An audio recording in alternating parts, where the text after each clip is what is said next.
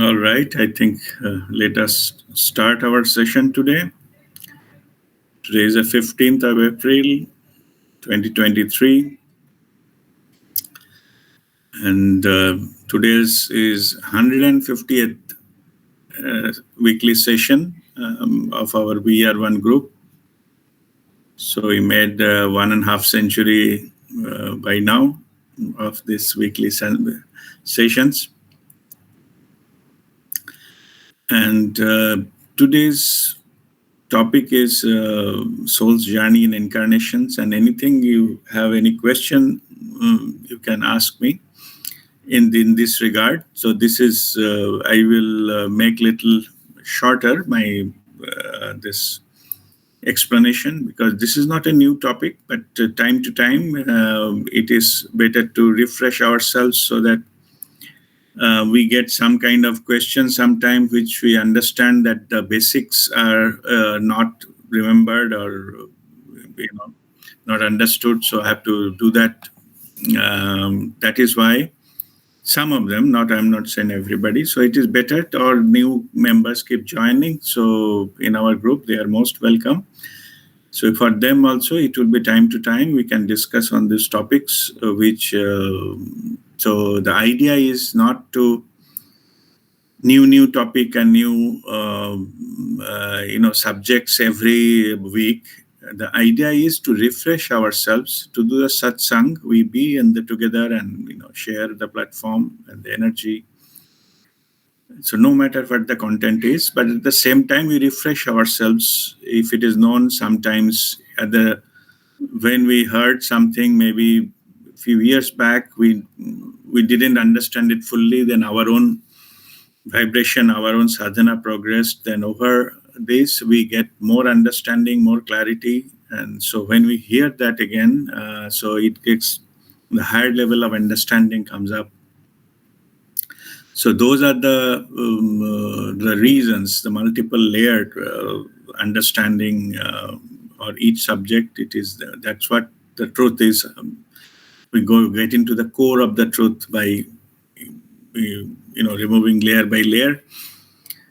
So for those who have been advanced in the spiritual journey, for them it would be like a higher level of understanding opens up, and that helps us to achieve our own goal, spiritual goal. So that's why I just bringing those topics sometimes multiple times. So that is I'm saying the logic, rationale behind that. I'm just explaining now. So, all right. So today's soul's journey and soul's purpose. So let us start from the very beginning of that. Why souls are created, why soul has to do journey, and what is the purpose ultimately. So this is a fundamental question of all our spiritual practices. We need to know why this is needed altogether. What is the ultimate purpose, ultimate goal, and how it started altogether.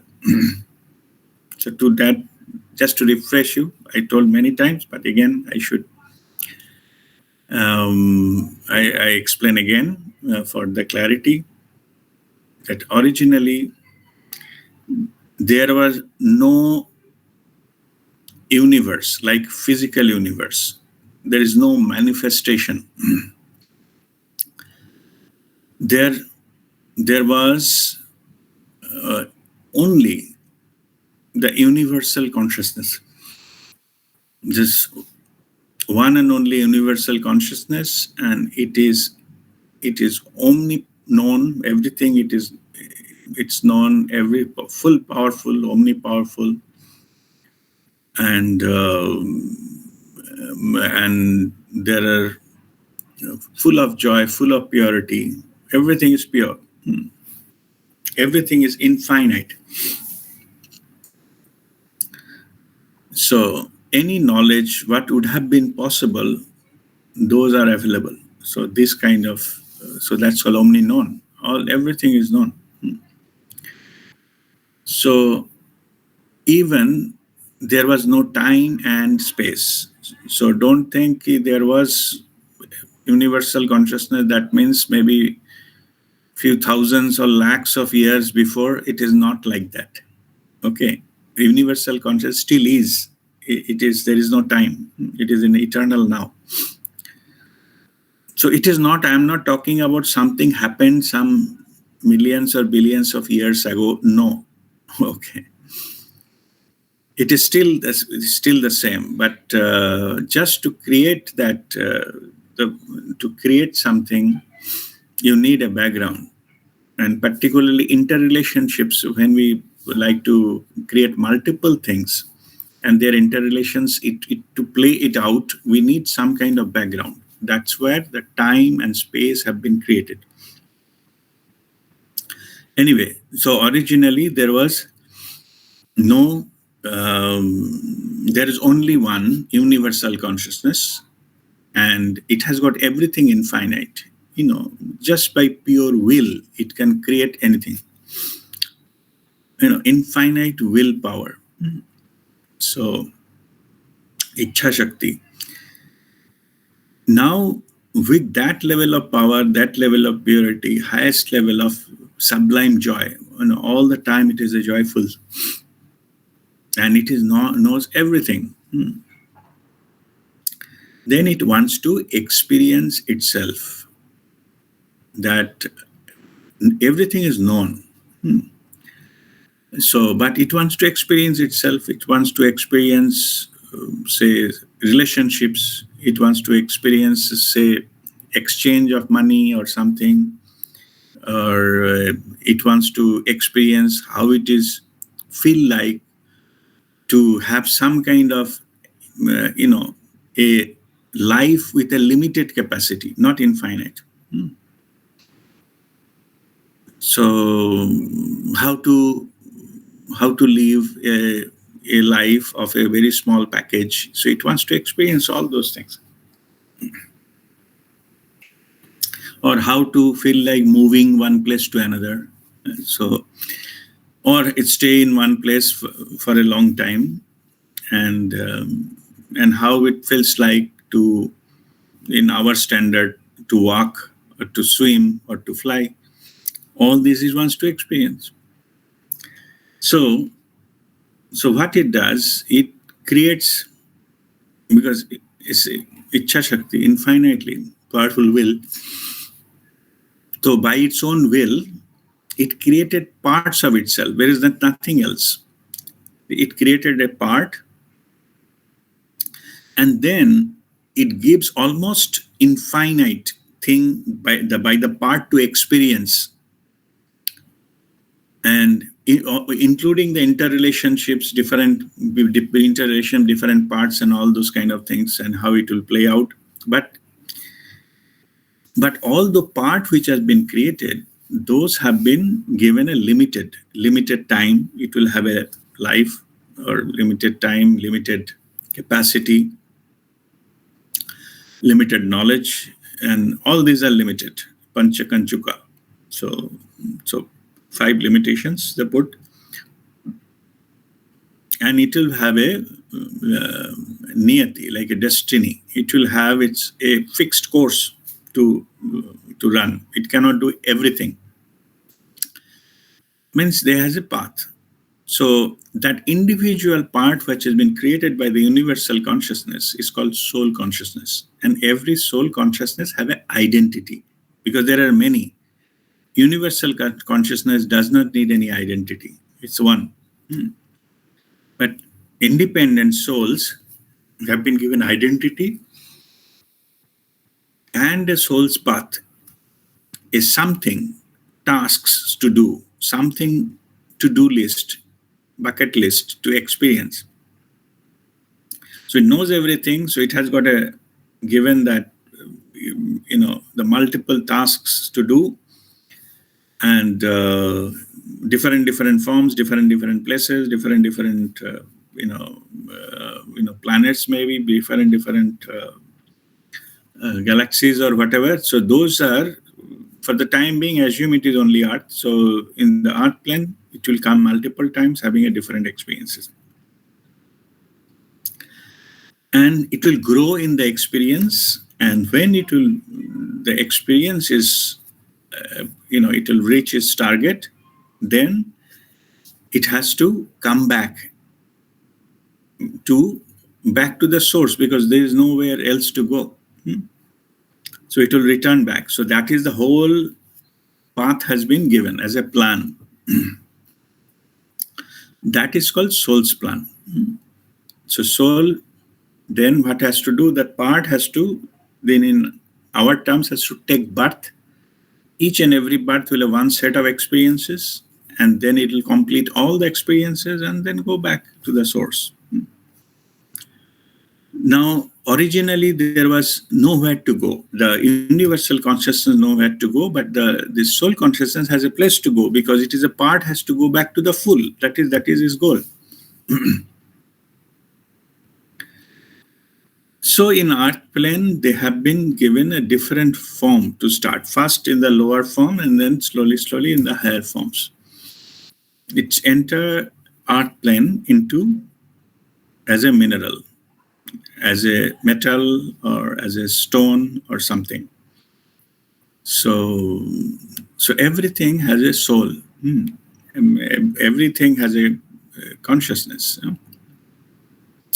It is not as per our understanding of life.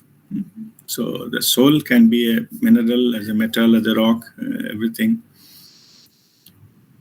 Then it goes to very low level of plants, the single cell plant or something like that, then grows the multiple cells, and then the bushes and grass and bushes and trees, and then maybe subsea, underwater creature plants and things like that. And after that, it goes into animal, small animal, then slowly one single cell, multiple cell, big animal, and then again diverted into the land animal, sea animal, and then from land it goes to the the birds, and then mammals and things like that, and finally human being.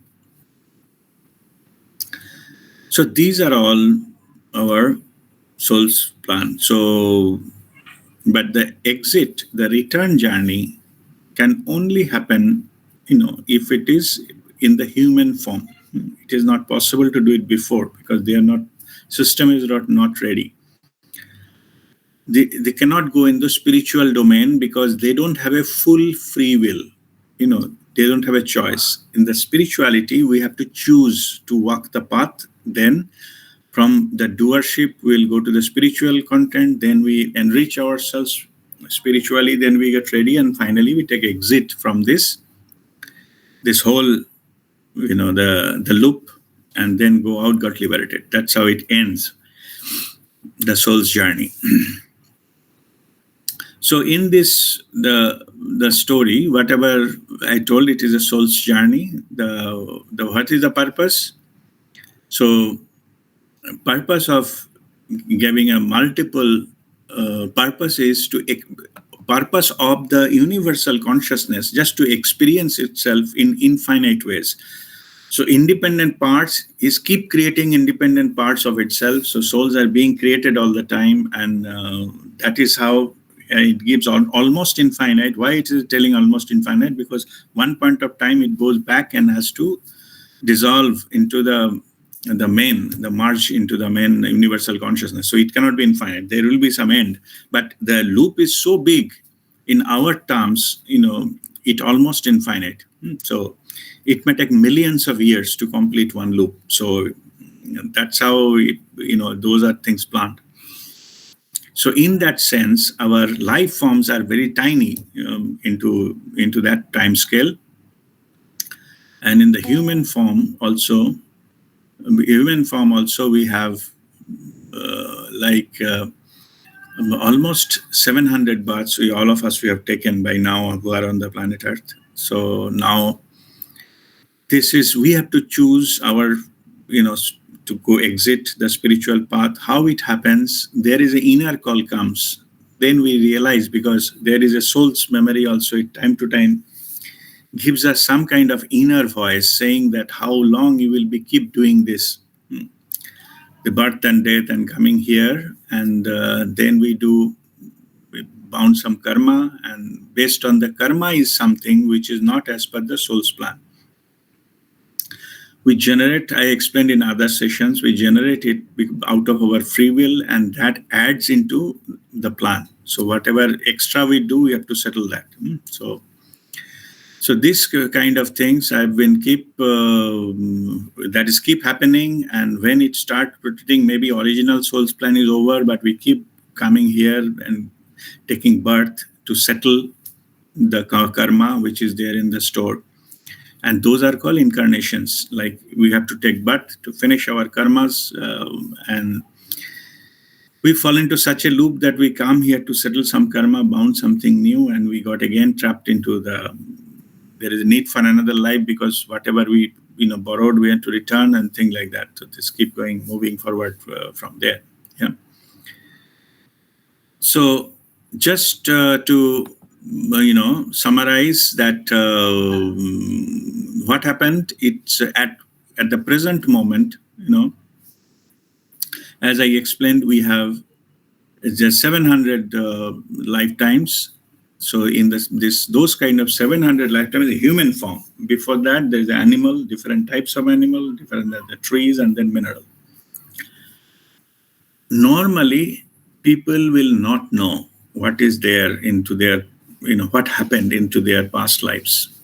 But when the time comes where the soul's path getting matured, they are already, the plans of the births gets over. Slowly, they feel interested into the spirituality, and through that, they come to know the different techniques are there to know about your own past lives. You come to know about what happened in your past lives, because in the physical memory, the brain, you got it into this life. The brain doesn't have the memory of your past lives. But cellular memory, not cellular, that your spiritual memory, but the fifth body, the Karan Deha, has all the memory of your past lives. So one need to connect to the fifth body, download the information into the fourth body, and finally into our brain to understand what happened to that life. It is possible. It is all into our system, but not in the physical brain. So in the seven body system, we have it, but not in the physical brain, which is a part of the first body. So into that, so everything is stored there, and we need to know the technique to download that. Like if we put, it is like a program, So if you put, say, L1, life 1, Y5, meaning year 5, then first life, fifth year, what happened, you will know. That's how you can access the record. So this way, you can go to, as I said, almost more than 700 lifetimes, human lives you already have. Even the past part, their memories are there. Yeah? So past birth means like animal and plant births also memories are there. So if we can go there and we can get it, we can download that information. It can be done through deep meditation. We can go there and we can access those kind of codes, those kind of files, and download it into the brain, and then we can see that what's happening during meditation. If we don't have direct capacity to do that, we can take help, like there is hypnotherapists. So they can take you into hypnotherapy, and then in your subconscious mind, those are there. So they can get it from your subconscious mind to bring it to the conscious mind. That means first it will download from there. And from the subconscious mind, normally those things are there in the subconscious mind, which are some point of significances. Like some lives may be very significant. So those are there. So they come to your subconscious. From the subconscious to main conscious mind through hypnotherapy, it is possible to bring. So that's called hypnotherapy. Hypnotherapy is by hypnotism, one can go to the past life by this way. So it can see what happened there and all those things. It is there in our subconscious mind. Our conscious mind is a little, subconscious, much, much larger than that. And where the files are stored, it is in the superconscious mind. It is background of everything practically. So it is means if it is there is an ocean, and then that is your superconscious mind. Then you are going in a ship. Ship is subconscious mind, and you are standing in the ship. You are the conscious mind. That kind of thing it is. So means that to track that, some of the things which can be visible from the ship, so you can go to the upper deck and see around the ship. That is a way you can see that what is important lives of past lives that can be seen in your subconscious mind. But if it is more than that, then you have to take the ship and go something away from that ship. You have to take the ship there and do it. That process you can say is by through meditation and to linking to the fifth body. Okay. So I'm not giving here the full technology, but I just informing you this is how it is done. So in that case, why there is a reason that why it is at the time of enlightenment, all your past lives are revealed. Why? Because at the time of enlightenment, that would be your last life, and you will be taking an exit. So you need to know the purpose of your soul's journey. So that's why it is a part of the gift from the divine. At the part of enlightenment, as a gift, you have been given ability to see your past lives. Yeah. I have personally have seen more than 70 of my past lives, which are of some important, and those lives include what were the past life relationships with all my close relatives, father, mother, brother, sister, and the wife, and maybe children. And so all these things are getting revealed. And then it becomes clear what is the purpose of your this life, and how it has been tackled, and what happened during that time. Because you go into your past lives, that it is a past life healing. Also, I explained once that if something of traumatized event happened in the past lives, if you revisit that pain, then in the present life impression of that pain goes. So that's a healing, past life healing. Similar way anyway, but whether you need healing or not, but at the time of enlightenment, it is revealed everything. Even before enlightenment, wherein in the process of Dhyan Yoga, in the deep meditation, you go into Gyan Yoga, the knowledge, gathering the knowledge, downloading the knowledge. During that, your past lives keep coming, and you get aware of your past lives, what happened. When you see that, it will be like, when you see those past lives, it will be like watching some kind of documentary film in the, or in the TV or in your laptop. You will exactly see where it was, who were the other characters into that, how we look like, and where used to stay, what type of language used to speak, and everything. So just like a movie clip, you'll be able to see, and there is no confusion. It's not like something foggy and not clear. It's not like that. Like you are sitting here now, you are watching your mobile or laptop.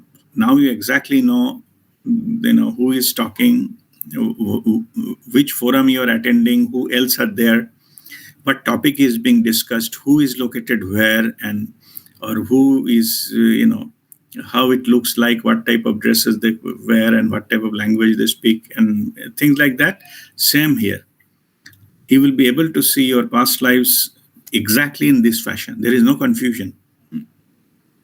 You will exactly know that this is what it's happened. That's how our past life gets revealed. But it only gets revealed when we are ready. If we are not ready, we cannot take something. Then there is a divine doesn't allow us to see that, because it will be fearful, will be panicky, and things like that. So Anyway, so this is the type of the past life, the incarnations, and this is how you'll be able to see. So our spiritual normal method to see is through Dhyan Yoga to Gyan Yoga. Dhyan means during meditation, the Gyan Yoga downloading the information from your fifth body to fourth body, which is the knowledge body. Then that become a part of your knowledge. So same thing, we download the all higher dimensional knowledges also similar way. We bring it to the fourth body, then we are aware of it. Same here. Your past lives also can be downloaded to your fourth body. Fifth is a higher, one level higher than that. So download and then see what happened, and then you become aware of that. So, but it has to calm down your mind. So you should be fully aligned, able to reach there. The mental silence to be maintained, the stillness of mind to reach there, and then you'll be able to download. Otherwise, if the mind is chattering, you will never be able to go to that level, that depth to experience those things. Okay. So now let me see whether I have covered this topic. Okay, our past lives, what, when, and where. So this, as I mentioned, when you download your past life, you will be able to know what happened, when it was, maybe 1260, AD or whatever the year was, so that you will be able to know an exact location, which country, everything you will know. And another thing is how future life will be determined. So if there is any planned life left, consider it's not at the time of enlightenment or final exit, or if there is anything in the future plan of the soul, but still, we are enlightened, but exit that, whatever was planned in future can also be seen, or you actually live that life in future. For that also, you can go to same source code, Karan Deha, fifth body, where those plans are also stored there. You download the plan and see what is going to happen in the next life, or in the same life in the next maybe years. So those can be seen. As I said, soul's plan is already planned before, so you can access to the plan through deep meditation and do it. Only if you add another karma or new karma, that you will not be able to see right now. So, but effect will be seen at that time. But other than that, actual plan or anything future plan based on your past karma will be seen. That can be seen. So those are all available, and that can be seen in that way. Your future also can be seen. And there was also some, just like going to the past life through hypnotherapy is called past life regression. That is a technique. So you can hypnotize you and take you to your hypnotherapist will take you to that life, and you can able to see, you yourself will be able to see, and nothing will come from outside. Similar way, they can take you into hypnotherapist into a trance, and then you will be able to go into your future life also. It is called future life progression, like past life regression, and it calls future life progression. So you can go ahead of time, and you can see those techniques are also there. So that can be also seen. But as I mentioned earlier, that can be, of course, seen during your deep meditation, access your fifth body, downloading the information, next incarnations, you'll be able to see that. Or in the same life, the future years, your soul's plan, you'll be able to see. So that is a way you can see the future also. And how to get future lives are determined. So this, how we get liberated from the cycles of incarnations. When the cycle going liberated from cycles of incarnation is enlightenment. So once we work towards enlightenment, then we give sadhana. If we give our 100% effort for our sadhana, then when the divine moment, Guru Kripa happens, and what all our past karmas, balanced past karmas, are lifted up by the divine. And then we get released of your karmic burden, and then we get liberated. Otherwise, it will be practically impossible to, on our own effort, only with our own effort, to get rid of all this karma. Not rid of, like settle down all the karma. So thereby divine intervention is needed. So, and that's what it happens at the time of enlightenment. All your balance karmas are lifted, and then you get liberated. So that's how, that is the exit point, and that's how happened. And it is such a divine grace to receive that Guru Kripa, okay, because you know that your own effort can be hardly 1%, even much less than that. Less 99% are Guru Kripa when it happens, when the burdens are lifted. And then you get liberated, and then after that you have a further journey to merge with your, all the lower level bodies are there. There's no need, physical body, no need to take birth. Slowly merge with the one level higher bodies, and then second become merged, third and above, and third become fourth and above, and then this way, when finally sixth body merges into the seventh body, the last one, that is called nirvana. So after that, no need to come back to take any kind of experiences here. It is merged, like a river is merged with the ocean.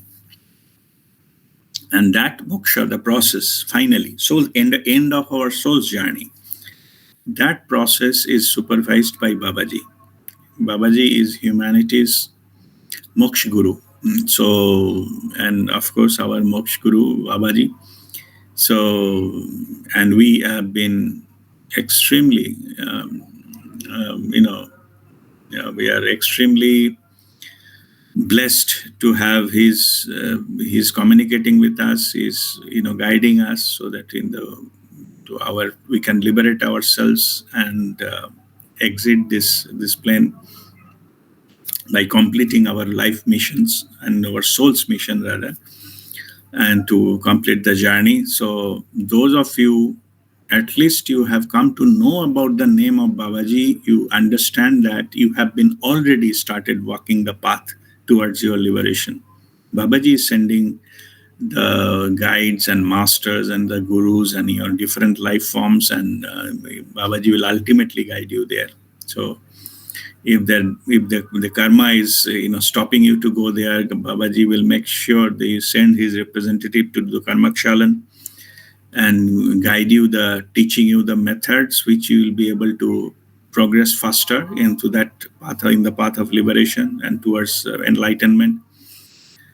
And no matter who you are, and we are all family householders, so it is clear that it is not possible to go into the sannyasi and all this path by not living anything, but just following our own life, holistic life. Own life, but it should be lived in a holistic manner. We'll do our kriya and meditations, whatever we learn, and observe that the holistic, follow the truth, the principles, so that we can reach much faster, and it is all possible to get liberated, enlightened in this life itself.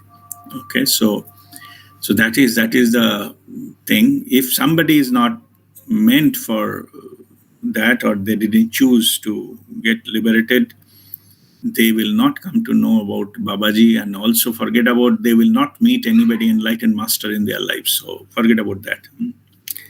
And there are many, they come to know but not interested. It's okay.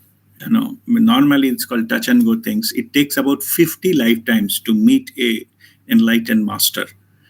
Once one started taking interest into spirituality.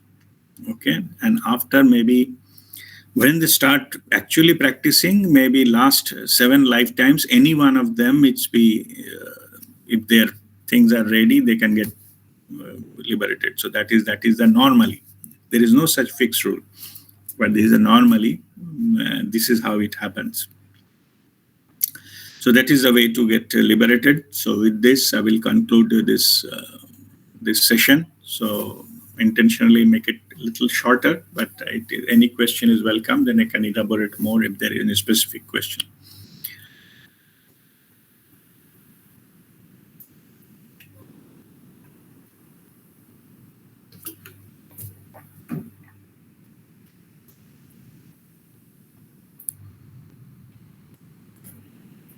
Yes, Shashi.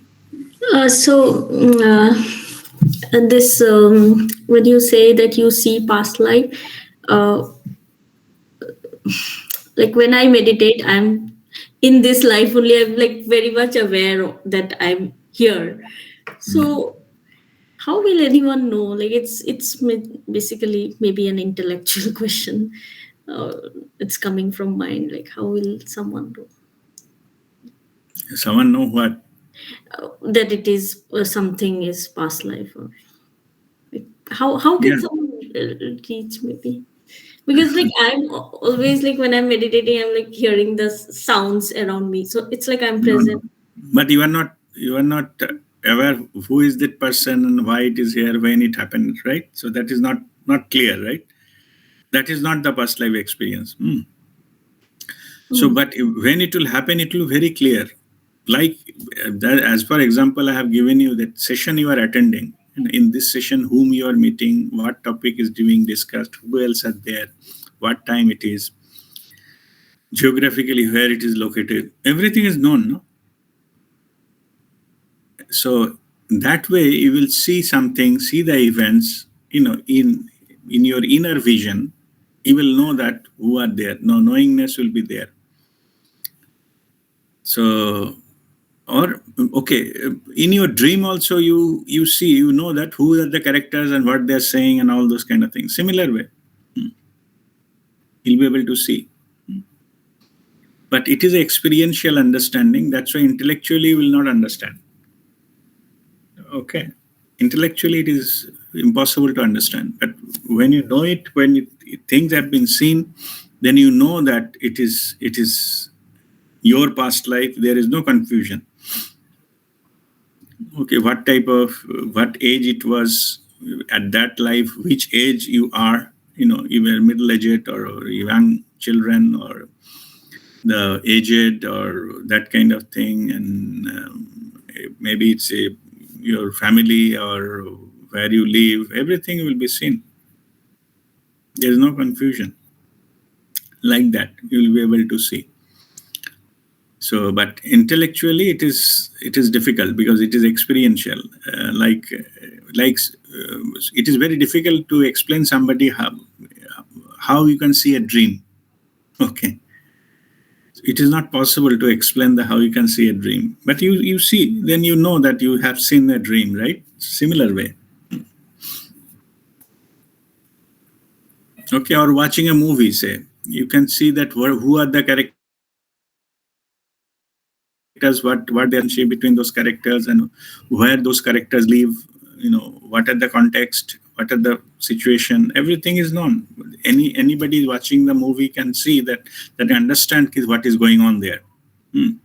Without physically going. It is sitting in a movie hall or maybe in the sitting in front of a TV, but you can see same way. You can see that. All right. Okay, Guruji.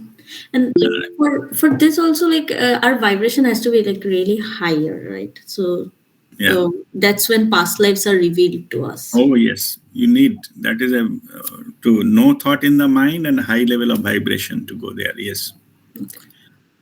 All right. Okay. Vani. Yes. Go ahead.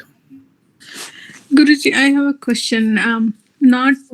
Not sure if it for this session, but when um when I had a life before, and then when I died in that life, and how long that soul will remember, or soul is around that life. I mean, even after it dies, they say some 10 days, something like that. It has been told, right? Mm-hmm. So the souls at that point is aware of my I mean, soul is aware of all the life, but still, is it like having those attachments? Like, I'm not able to put it in the words correctly. Yeah, no, I understood what you're going to say. No, but what you are saying. See, the thing is like that. Our soul, what 11 days and all, that is our energy body. Okay. We have a 7-body system: physical body, then next second body is energy body, then a third body is the emotional body, then knowledge body, then so on and so forth, then higher, fifth, sixth, and seventh. Yeah. And in the first, when a person dies, first the physical body goes, the first one. The second one stays there after death about 11 days. It has got all humanly thing. It feel hungry and all those things. It doesn't want to go away from its own house or room or whatever it is. Those things are there. But this second body is also not part of the soul, because it also get dissolved. Which get dissolved, it cannot be part of the soul. So to me, third to sixth body, the package, that I call soul. Again, seventh is not part of the soul, because seventh is the merger. It loses identity. So seventh also body cannot be part of the soul. So with the third to sixth, it remains life after life. It incarnates. Yeah. So it creates the second and first body and then take birth. That is the incarnation. That's how the process happens. Now, that 11 days is only for the energy body, second body attached with the first. That goes. Again, it's formed during that take another birth, it forms new. Okay. Yeah, physical body and energy body, again, it forms. So now, how long it will take to get another body and all, that depends. It can be immediate, it can be hundreds of years of gap in between. It depends upon what is the plan of that soul. Okay, then it either takes immediate birth or not, and sometimes it may take hundreds of years gap, then comes and does all those things. It can stay in the another domain called Pitrulok. But whatever name you call it doesn't matter. So, and then again take birth from there. Yeah. So it is also possible. So that is there is no fixed time that it has to take birth, or what is the time frame it has. There is no such rule. So this is also quite possible. So that's how it based on its own soul's plan, it takes birth. Okay. Yeah. But the lower one, the physical body, of course, when the consciousness leaves the physical body, then it becomes a dead body. And dead body is perishable, so that we all know. Sometimes they put it into ice and all to just keep the body for some time. But the energy body stays there for about 11 to 13 days. That's why the Hindus, they do Shraddha ceremony after those days. Yeah. So that is the reason. So that's how it is played out. But once it is done, then the soul has a capacity to go to anywhere instantly. There is no time and space. So it can go anywhere instantly from one place to another. So there is no issues there. So it can be anywhere. So, and one other common question I get, if soul has taken another birth, then will it be accessible to the previous relatives and things like that? Okay. So answer is, of course, yes. Soul is omnipresent everywhere. It can be contacted. Whatever relations it has got in the previous lifetime, any of the relatives can contact, no issues. It can still access to that particular the person of the other soul through that channel. So it doesn't matter whether already taken birth and born as a child somewhere else. It doesn't matter. Okay. It can be always accessible. Why? Because our fourth body is there. The knowledge body and Karan, the fifth body is there. Even if we are alive, I'm talking, our fifth body may be contacting something about 50 lifetime back somebody. It's quite possible at the same time. Okay, that's how it works. Because our soul contains the body. Body doesn't contain the soul. So even if one representative, one body is talking to someone, that does not mean the whole soul has to be engaged into that. No need. Okay. So it is like a Wi-Fi, caters, different instruments of the same house. Like that, it can cater parallelly multiple things. There is no confusion. They don't mix the signals from one to another and things like that. Okay. All right. Thank you, Guruji. Okay. God bless you. Yes, Monali, go ahead with your question. Yes, Guruji, my question sound little silly. I mean, if our soul's purpose is getting liberated, and through human, if we born as human, then only we can achieve that liberation to enlighten. Then why Correct. soul goes through these different evolution, like from stone to metal, then plant, then animal, then human? Why not directly born as human, and why it is, I mean, Okay. No, no. Those are actually the soul's plan to experience in different forms. okay, Initially, there is no such thing called get enlightened. You have to experience first. When you graduate, only then a question of, means when you complete the course, then only it is a question comes where you give final exam. But if you yes, didn't like, you need to complete the school and then college and then graduate, no? yes, yes, So, but if you say that, okay, I want the graduation, but I don't want to go into class 1, 2, 3, 4 or whatever, it's too much headache. It is not, that doesn't work that way. okay, You need to go through all the phases, different classes, different levels, and pass all the levels, and then you'll be finally be allowed to sit in the final exam of your graduation. yes, Okay. absolutely. Yes, Yeah. thank you, We Guru. cannot do it without. Yeah. Okay. Yes, yes, absolutely. Thank you, Guru. Okay. God bless you.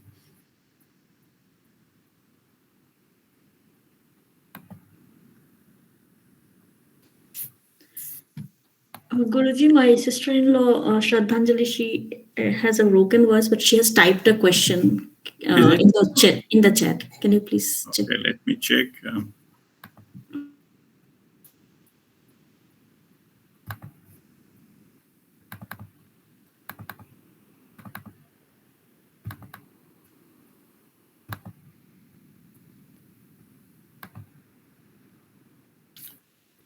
Pranam Guruji, I have a broken voice today, so I can't speak. When we see our previous birth, how do we understand that life, the language that we are speaking in that life? Also, how do we understand which relations? Yeah, that's a good question. Yeah. So here, our understanding is not from the spoken language. Our understanding comes from knowingness, like a thought reading. So it does not matter that which language has been spoken, but you can clearly understand what is spoken, what does that mean, and what was the context, and everything will be known. So in normally way we experience, we want to understand the situation by language and what these things. It is not like that. It's a knowingness. Even though you didn't see something, but when that particular scene has been created, you will know this person next to me standing, is my brother, that person is my father, that person is my mother. You'll be able to see, understand, know clearly that it is being played out in your house where you live, and that may be somewhere into whatever, may Australia, maybe something, someplace, you will know that. So it does not depend upon the language spoken or somebody has introduced to you or not. It doesn't matter. Okay, you will know it. When you go to the scene, you will know it as if you are alive. You that time, when it happened in that life, same level of knowledge and awareness, you will have it during when you see the past life. Okay, so you don't need to struggle to find out who the other person is and all those things. Another, secret also, let me tell you, if there is anybody had in your past life, there is some kind of relation in your past life, and you met in this life, and you are already, the spiritually aware. Just if you look at the person's eyes, you will know who the person was into that life, what context, what he or she did, so everything will be clear. Just look at the eyes. eyes are the route to go to the soul level, or the fifth body of the other person as well. So from the past life relations, we connect through this way. And when you connect, you know who the person was, even though that person does not look like that life before, but you will know that this is that same person, that what happened, and things like that. Okay. Okay. God bless you. All right. Any other question?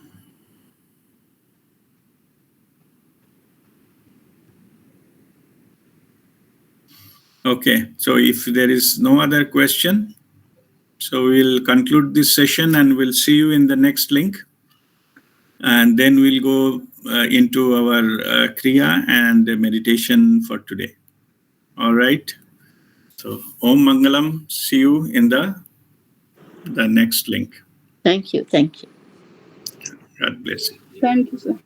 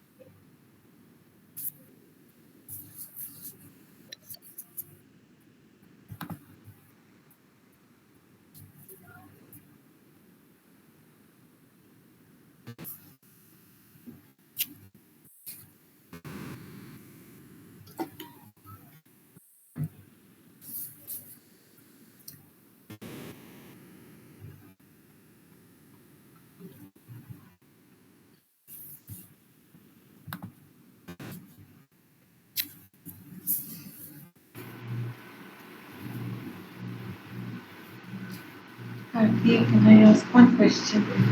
Yeah, sure. Just so we have all spent so many lives, and we are so blessed to be to have gurus in this life, and to the best of our capacity, whatever we do, try to follow uh, instructions. And even then, we are able to do limited make limited progress. So sometimes I wonder whether what is it that we should seek? I mean, should we seek liberation or should we seek just being in the thoughtless state? What is it? What should be our goal? Because I often uh, seem to be lost on that because at times I feel that I don't want to be born ever again. And most often I feel like that. And sometimes I feel that is this a selfish thing to say? Because maybe I am required. I don't know. Maybe the divine or Paramatma wants certain instruments to be there on earth for certain purposes, and that's why should I not feel like that? What is the right way to? Mhm. No, it's very good. Very good question. So let me, because it has got a little bit multiple levels. So what to ask for our spiritual journey? Our goal is to merge with our Creator. That is our soul's purpose. Okay. End of it, it has to go to, and end of the journey, it has to go and merge with the Creator. We have been created as an individual soul and will be merged as an individual soul. So it is not about other or somebody else or anything else. So when you are seeking, you will seek the liberation not in the negative way. Okay. I repeat this part because this part is, I know where it is creating confusion. You think it is selfish because you need to do a lot of duties here and you are leaving the duty and just taking exit path. It is not like that. It is the liberation is your original from where the creator, the love of the creator, it will pull you there. You will not go. You will be pulled. So you see, only you will be make yourself available and worthy to get lifted it up. Okay. So you have to come to that stage where it will, rest of the things will happen. You will be merged. Like a river to meet in the ocean, the river has to take the journey all the way, come to our Ganga Sagar, basically. It has to come to that level, and then the ocean will pull it with it. Okay, so it will not wait for a permission or give me allowance and clears and all. The ocean will simply welcome and merge it. So similar level, so that is how it happens. Okay, now into you can. This is now. Let me the second part of it from your side. When you are looking for a liberation or say enlightenment in the beginning, that this is the only thing your mind does not desire. Your mind cannot desire enlightenment. It is not a mind desire. So there'll be no need for feeling any kind of guilty or selfishness involved into that, simply because this is the only desire does not come from your mind. Desire to get enlightened, desire to reach at the apex level of your human potential. That this level, this is the only desire, only wish, only goal, only aim, but does not come from your ego mind. Because ego will not ask for enlightenment, because this enlightenment means is annihilation of ego. Ego need to get completely destroyed before one get enlightened. That is why ego doesn't ask for it. Ego asks thousands of different things. I want this, I want that, I need this, I become top, I become the first, all these things, except enlightenment. All this, the spiritual liberation is that the desire, it comes from within, not from your mind. Okay, so that is why it is pure desire. This is the only desire which is pure. And through that purity, you will go there and you will cross that level, what you need to do. this particular journey, when it starts at a, one point, initially you will get guidance, you will get this, and then after that, your inner guru will take over. Your own soul consciousness will take over. I explained it many times. Your inner guru is your best guru. External guru's job is to establish your connection with your inner guru. Then inner guru takes up. There is no one else. When one go a very, very high level, you are the only one. You are walking the path of Shivatva. Shivatva is alone. Okay. It cannot be, trying to help others and let us do it together sort of thing. Your final journey is always alone. And to go to, that level, all whatever do, those are preparations and things like that. And all those things at a one point of time, even you have to cut connection. Spiritually, I'm saying, with your own guru. Guru will also go at a certain level. Then Acharya Deva Bhava. You have to then, you cannot get liberation even with anybody else. That's what I was saying, that even all the help, support, and all this will come at a certain level. Final journey you have to make yourself. That's why it's meant to be. And then, as I mentioned in the first part, the pure love of the divine, the creator will pull you there. You do not have to bother from where I will get all the energy, who will show me the path. So you are just in the junction of the river and the ocean. Ocean will pull you. Okay, don't bother about that. Which direction to go and what should be my speed and what are the other concerns? Nothing. You will be simply merged. Okay, so this is the type of thing. It is not a selfish thing, as I explained in earlier thing. It is not a selfish thing to do. If your consideration is that how do I know that what about the other responsibilities we have? You need not to drop any responsibilities whatsoever. You are thinking that I have to drop this to get that. No, things can go parallel. You keep doing whatever is coming in front of you. And in the meantime, you walk your path. It is not either or. Okay, both can be done parallelly. Only it is our idea that this nitty-gritties of my life is pulling me down. It's an idea. It is not the truth. Okay. We learn the multi-point awareness, and we learn into that how to cater into different parts of our life and different duties. Even in the external life, we play different roles. No? We have some profession, we have some in the house, and we are relative. We all these things, family members. We have our something role. Even we take services from somebody. The servant work in our house, or the gardener works in our yard, and everything. We have some kind of relationship. We need to do something, instruct something, and think. So we have to play all those roles. So it will never happen that all roles will be stopped and only you will be walking towards enlightenment or the moksha. No. Okay, these things will run in parallel. So you have to just give whatever attention you needed, but you will be internally, you will be fully aware, and you will be continue your journey. It will not stop.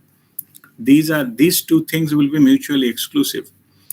In fact, we teach not to get too much involved into external world. Involved. We are not saying don't do. Of course, we need to do our duties, and that is the householder's duty. We need to do that. But don't give involved may not be the right word, attached. Don't get attached to all those things. Just do whatever best is possible. Rest you leave it to the divine, and you walk your own path. Why you need to walk your own path? Because there is no reason to delay it. If, assuming, theoretically speaking, suppose there are some, physical duties are left in the physical world, and you got completely liberated, you can still choose, get enlightened or, whatever, you can still choose to come back and do that. It will not stop because of that. It is your wish. Even if you complete all your births, you can still come without any karma-free life, and you serve the humanity. Play any kind of role you choose, but it's already done. No need to do any further, again, enlightenment and again, spiritual journey. No need. That is also possible.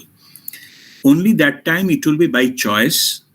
And now, the people are taking birth by compulsion, karmic births. They have to come to settle something. But when you get liberated, if you are enlightened in one life, then in the next life, you can still come. But that you come as a dharmic life. It is not compulsion. You choose to come just because that time you come out of your compassion to help others and things like that, or to serve some people, and whatever you choose to be, that's fine. So this should not stop because of that. So these are mutually exclusive. So that is how it should be, and it will always seek that for this to end of the final journey. It will always pray for that, because that is the only way out. Doesn't matter in this life, next life, or which year, doesn't matter. That is the only way. So there is no shame in asking for the only way out. Okay. You are in the circle, so just sometime you have to take out exit. So it is, only thing is, it makes sense to look for the exit rather than keep on moving into the same circles, roundabouts again and again and again. When we see our past lives, then we see the same thing, same pattern again and again, playing out again and again and again. It looks so foolish because we are not aware. So that's what we think, this is what is happening. Maybe this has happened many times before. We have to take a call at some life, out of your free will, to take the exit of this. Otherwise, these things keep on playing. Always there will be reason, something or other, just to get dragged into all those things. That's why the detachment is needed. We'll do our duty, of course, but not that this is everything and this is more important than that. No. At the time of death, everything will be left behind anyway. Okay. It does not matter how do we think, how we feel attached, what the sense of responsibility we feel here and all. One day it will be just gone like that in an instant. That instant may come at any time, we don't know. Okay. So if we live our life in that way, as if the next moment is my last moment, but I don't know. I will do my duty so that this moment I'm okay with everything. And that is a way to lead an enlightened life, not to get attached into this. Because if you consider next moment this life can go, then of course you will not get attached and, do something which will be, creating further delaying on all those things. So that way it will help you to get it detached in a much, much easier way. Okay. So that is the key to lead that life without, discounting the final journey, what can live, can happen anytime. And people ask me quite often that what is the best time for me to look for that. Best time is now. Okay. There is no such thing called best time. You should use the best use of the time. That's what you need to do. Not looking for the best time. Okay, so time is now. If you start now, that's fine. That's okay. That final journey started. That's it. All right. Thank you so much. So I just explained in detail. Yeah. Yes. Because what I'm increasingly feeling is that even if one is enlightened, it does not mean that,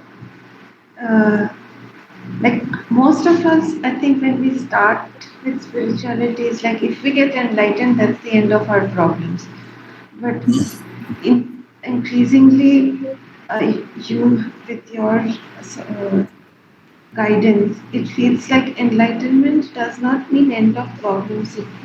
It may mean learning how to deal with problems and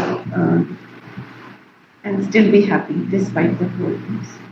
Is that understanding? Yeah, it is yes or no, because enlightenment does not mean that end of the problem. That is correct. But it is not that enlightened, post-enlightenment keep on learning how to deal with the problem.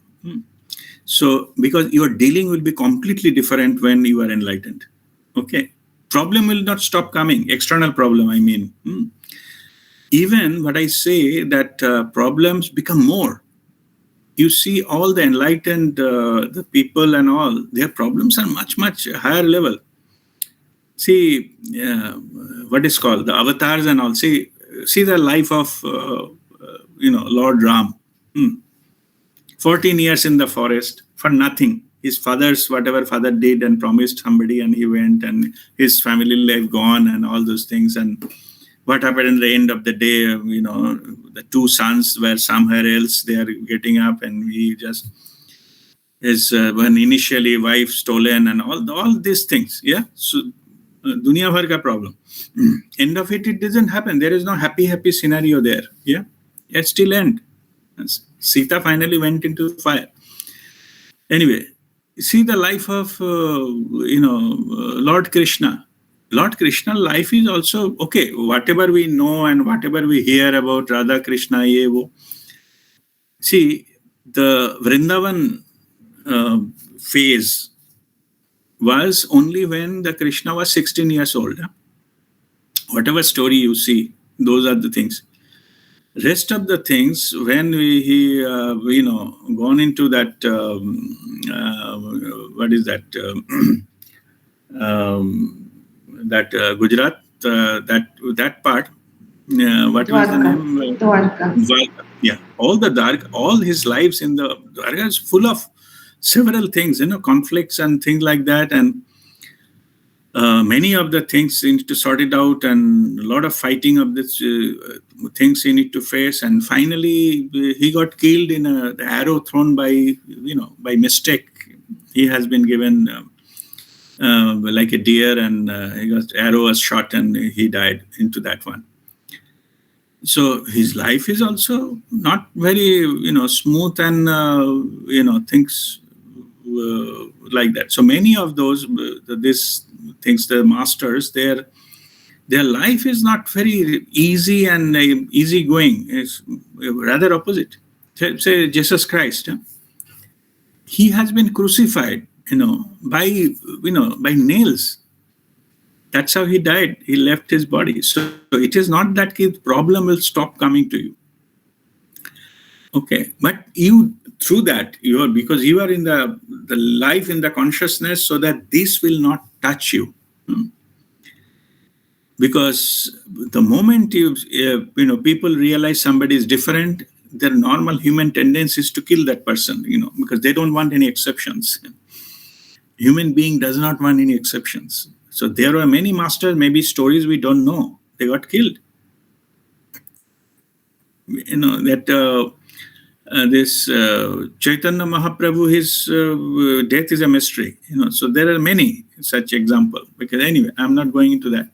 What I'm saying is the people, they do many things, and maybe that time of whoever is in the power, they try to suppress them because of whatsoever be the reason. You see that now the China, they don't allow any kind of spiritual things to be, religious thing to be practiced and things like that. So those things, Dalai Lama and all, they that what the life they are leading. So these are not easy. Yeah. So, and this is about the way to look at it externally. Internally, or from higher level, the external life the people are living does not matter. Okay. It is as simple as that. In the higher level, there is no good and bad, no duality. You get that connection, and that power will run through all those things. Even the worst and worst scenarios in your life, external thing. You get hit by somebody thrown stone at you, and you are bleeding. Still, don't lose that connection. Your inner power is always there. External. Because all the masters, they know maximum the external world can harm is your physical existence, your physical body. And that is why that is the maximum they can do. You can silence your mouth and the damage your physical body. That's all. That is why we also need to learn how to protect ourselves. If you see the 4 principles you have in our WeAreOne group, the how to lead a life in the divine feminine energy. If you see, go to the Facebook page, and the banner is given there, all the 4 things. Very simple things. First one is protect physically. You need to protect yourself. Otherwise, people will kill you. They don't allow you to exist because it is contrarian view of whatever you have. The view may come from the divine, but for them, it is against them. So you have to be careful. All masters, they know that. So that's why they don't, go into that to that stage where it can, actually create a problem, and which will be their physical existence can be made difficult. But main reason is that simple reason people get, even without knowing, people will be against you. Simply, they don't like somebody to be seen is living a life of serenity. Life is mentally peaceful, operating from a proper area of peace of mind. Yeah? People, they don't like that. They don't say anything. The people, they don't like somebody is living a life of serenity. They are disturbed. They want all these things to be disturbed. That's what they do. They manipulate the things, manipulate the system to make everybody like that. So they don't like somebody to be seen that. So that is also indirect. Even if you don't do anything, still you can become an enemy. Okay, of some people, not all. I'm not saying that everybody is like that. Of course not. But sometimes they do that. Mostly the powerful people, they don't like somebody who's maintaining a peace. So that is also rare. But anyway, so those things having its own challenges. But only key to pass over all those things is to surrender, both good and bad. If you surrender, at the end of the day, you have to surrender only. You have to leave everything. Okay. So you have to live there and then travel light. And whatever you do, best possible you do, rest it's not possible. So only thing you have to just satisfy yourself that you have done your part, and that is the best possible out of any given scenario. But you need not to be ideal. There is no such thing called ideal. You have to do your bit. Okay, fine. If it is beyond my control, what can I do? There the level comes where this kind of acceptance level increases. Our spirituality gives us huge acceptance. We can accept the level that somebody, suppose somebody is a thief.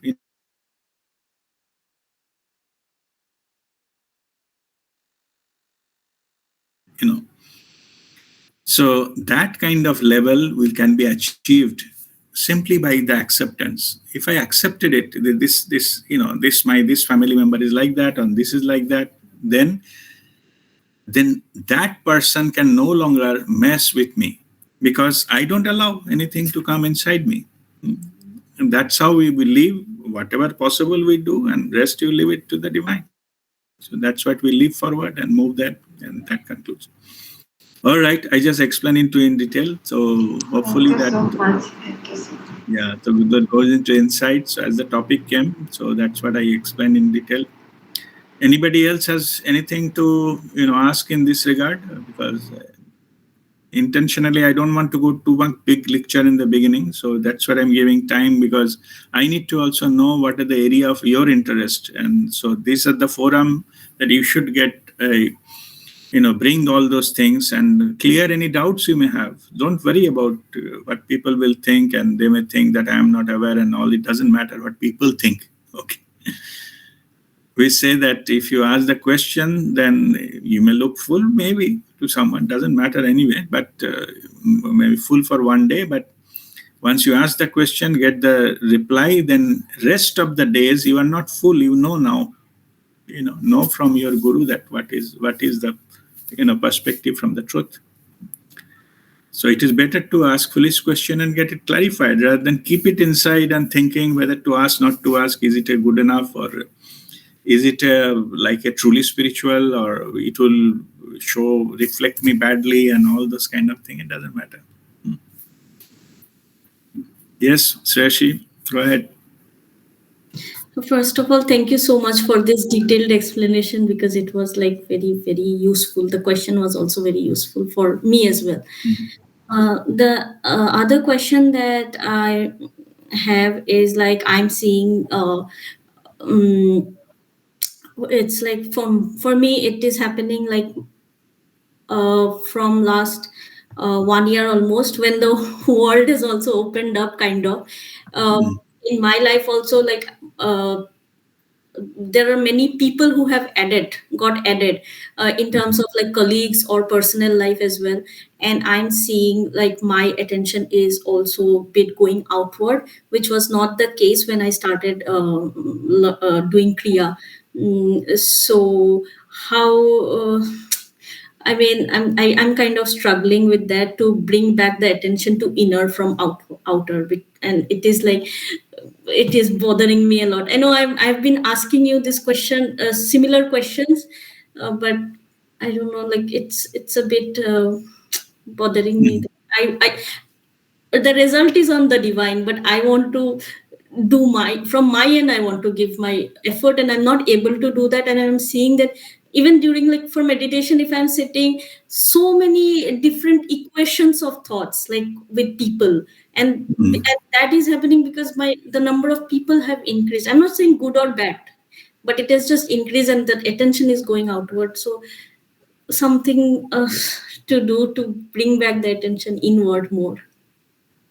Okay, no, it's a good question. It is a common issue. Yeah. So, see, there are multiple levels. If it is just a matter of not getting time, it is a typical time management issue. You have to fix a time, and then only it will happen. As simple as that. That I'm not getting time. It's not maybe it is not a true reason. Like if somebody invited me for a party, say, come and 3 hours come. Yes, I can come.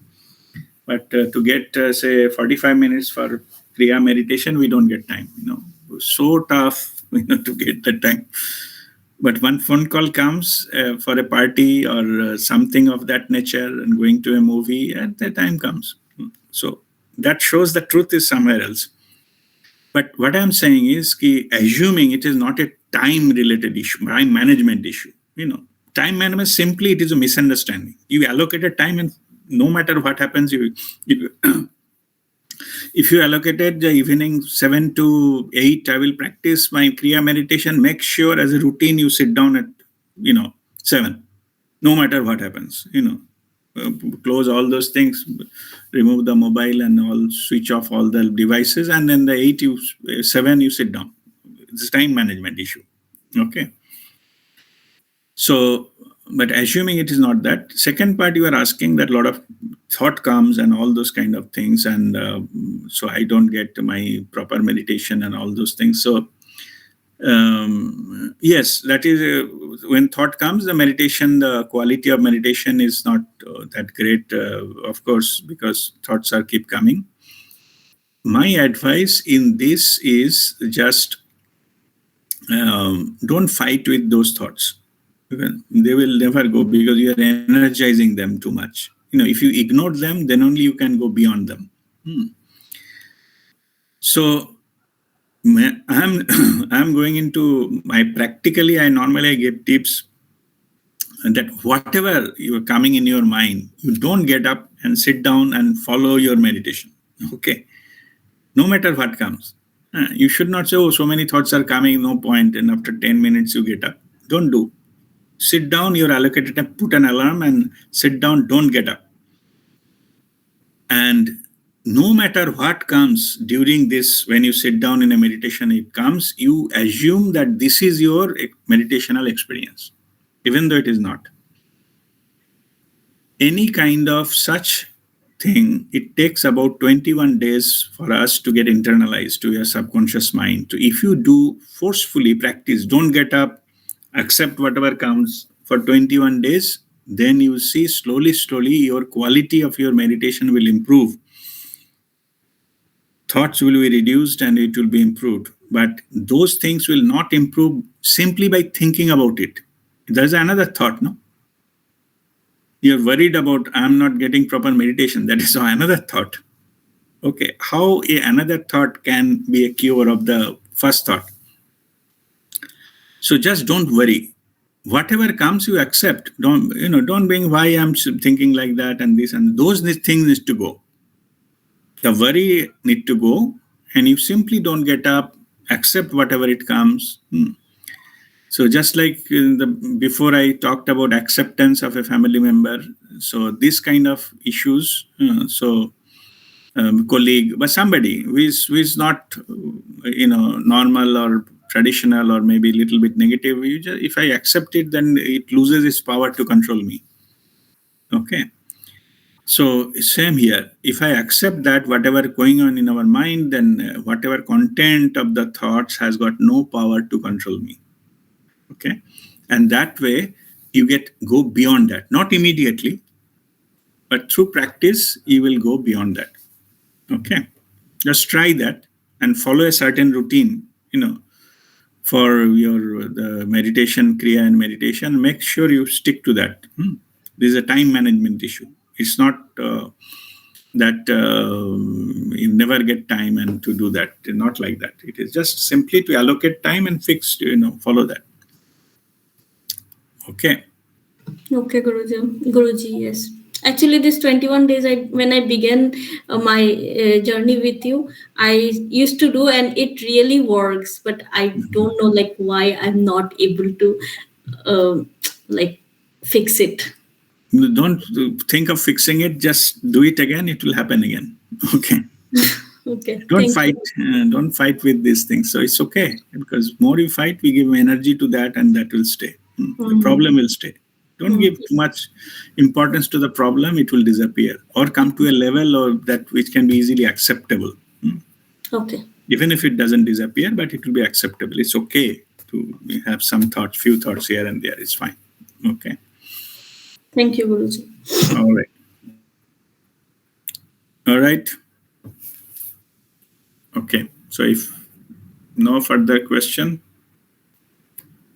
so we'll go into our Kriya, and I don't think we'll get enough time for the meditation, but we'll see. We'll start maybe one step at least we'll do, and then we'll conclude our sessions. Yeah?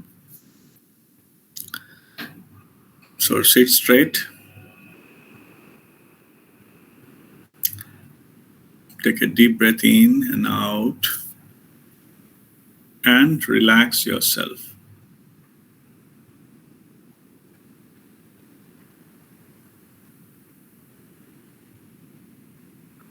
Now take a deep breath in for 3 Om chanting.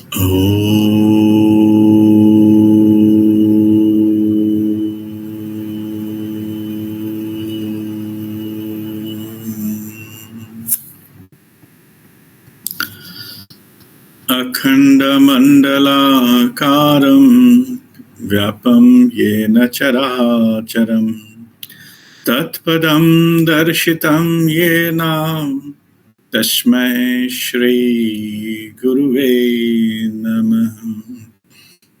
Ajnanatimiraandhasya Jnanajanashalakaya Chakshurunmilitam yena Tasmai Shri Guruve Namah.